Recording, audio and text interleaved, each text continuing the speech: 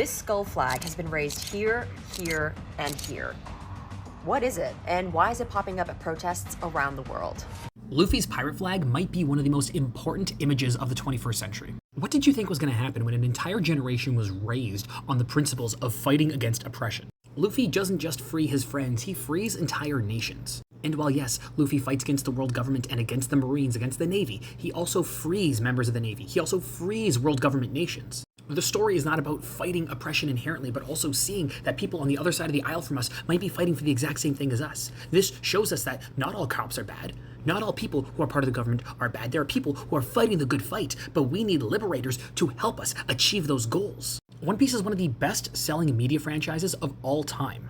There's only one comic series that has sold more copies than One Piece. It's Superman. One Piece has outsold X-Men, Spider-Man, the Avengers, Batman, Justice League, all of it. And One Piece will probably overtake Superman within the next 5 years. When you meet a One Piece fan out in the wild, you meet an ally. You will be hard-pressed to find somebody who has read all of One Piece or watched it and has not cried. Stories of hope and freedom and liberation and what it means to be a good parent and what it means to be a good friend and what it means to try your hardest and to fail and to work with people to succeed, to overcome impossible obstacles, including overthrowing tyrannical governments. And if you have no idea what One Piece is, you don't know what this is, but this is one of the most iconic moments in media history.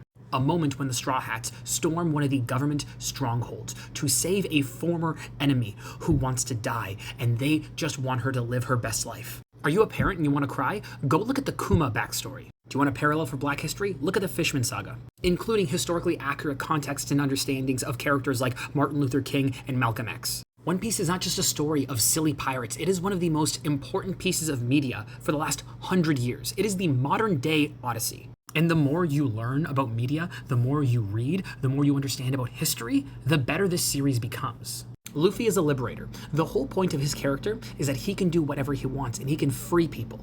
And one of the most ironic parts of this story is that the character that Luffy is based on within the world of One Piece, like the character who people relate him to, is also, as of now, as far as we are aware, a fictional character, a comic book character. With the meta-narrative being that even though Luffy is not real, even though this story is not real, it does not mean that we cannot take action and we cannot learn from Luffy to become better people and to become liberators ourselves, to go out into the world and to free people and to help people live their best lives. One Piece is the most incredible story I have ever or will ever read. And while I understand that it's very long and it's not for everybody, you are doing a disservice to yourself if you underplay its critical importance in the world, especially moving forward as we see more liberation movements spring up across the world. And that's why this is one of the most iconic and important images of the 21st century.